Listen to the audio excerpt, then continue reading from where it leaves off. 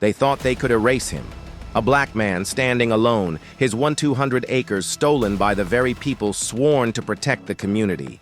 But what the HOA didn't know was that he had the law on his side, and a plan they'd never see coming. When the tables turned, their homes, their power, their control, all slipped away. This isn't just a story about land. It's about justice, the kind you never forget. It was supposed to be his sanctuary, 1,200 acres of rich soil stretching across the horizon. The land wasn't just property, it was history, passed down from his grandfather who had fought through impossible odds to keep it. For years, he worked it quietly, building a life rooted in tradition, sweat, and pride. But in the shadows of the neighborhood, whispers began. The HOA, known for bending rules and silencing voices, had set their sights on his land. At first, it was letters. In the mailbox, technical violations, warnings, fines that made no sense. Most people would ignore them. He couldn't. Every page carried the weight of a threat. Still, he believed in the system.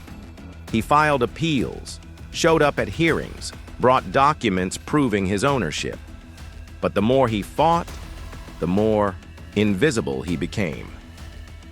Until one morning, a letter arrived that would stop him cold. His land, all 1,200 acres, had been sold without his knowledge. A man's legacy, gone in a single signature. But what the HOA didn't know was that he wasn't done fighting. How do you strip away a man's home, his heritage, and expect him to stay silent? That's when he started digging, not into soil, but into law. And what he uncovered would flip the entire HOA's world upside down. At first, he felt powerless. The deed was gone, the records falsified, and the HOA acted as if it had never belonged to him at all. Neighbors whispered, some in pity, others in quiet relief, as though the removal of one black landowner meant stability for everyone else. But deep down, he knew this wasn't the end. He began spending nights at the county courthouse, poring over files, contracts, and HOA bylaws. The more he read, the more he saw something no one else bothered to notice. The HOA had broken its own rules. Their so-called sale of his land had been stitched together with loopholes, forged documents, and signatures from people who had no legal authority. If they had cheated him, how many others had they cheated too? The deeper he dug, the clearer the pattern became. Families fined for imaginary violations, homeowners stripped of their rights, elderly residents pressured to sell. It wasn't just him. It was an empire built on intimidation. But here's where the story twisted. He discovered a legal clause buried in the bylaws. Any property obtained by the HOA through fraudulent means could be contested, and in certain cases, reversed. Not only that, but if proven, the HOA itself could be forced to dissolve.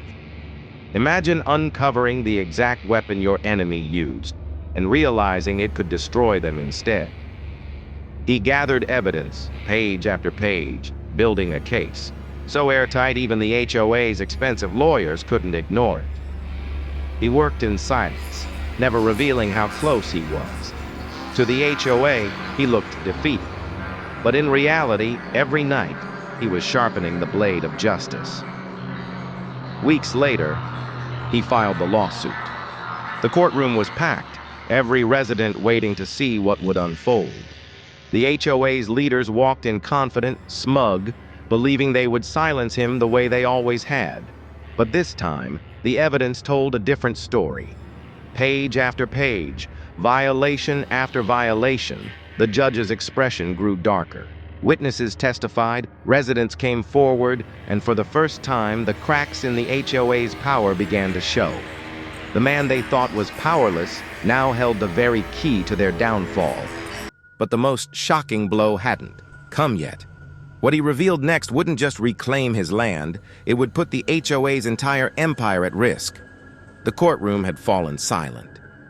Every eye locked on him as he pulled out one final folder, documents the HOA never expected to see.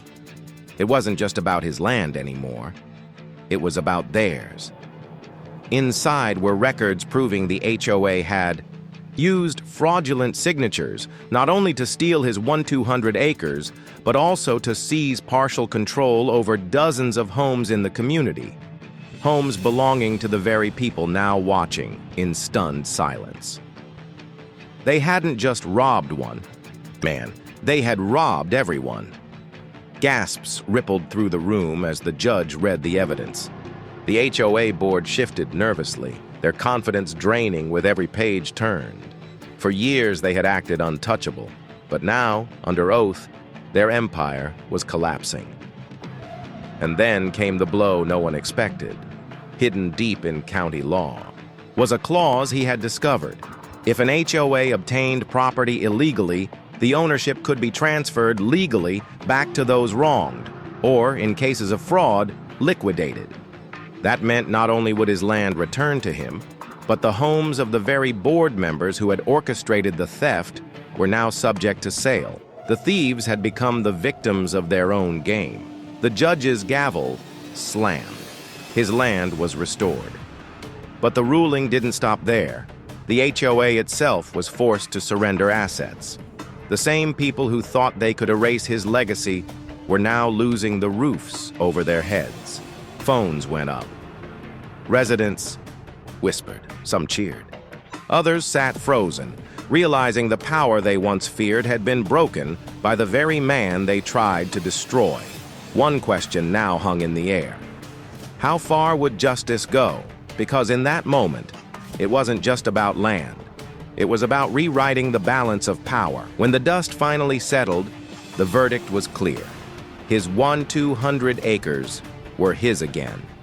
The land his grandfather had once walked, the soil that carried his family's legacy, it was restored. But victory didn't end at the boundary lines of his property. The ruling shattered the HOA's grip on the entire community. For the first time in years, residents felt free. The endless fines, the threats, the intimidation, it all vanished overnight. Some of the very board members who had mocked him now stood on the other side of the gavel, stripped of their positions, their homes legally repossessed. The oppressors had become the cautionary tale. He didn't celebrate with noise. He simply returned to his land, walking the same fields that once felt lost forever. The weight of humiliation, fear, and betrayal was still there, but now it was mixed with something stronger: justice. Neighbors began to approach him differently, not with pity, but with respect, because his fight wasn't just for himself. It exposed a system built on control, prejudice, and greed. And in tearing it down, he had protected everyone. But beneath the victory was a haunting truth. How many others had lost everything before the world noticed? This wasn't just one man's battle with an HOA. It was a reminder that injustice often hides in plain sight, buried in paperwork, written into rules, justified by signatures. And unless someone dares to fight back, it spreads unchecked. He had turned the very system designed to crush him into the weapon of his revenge.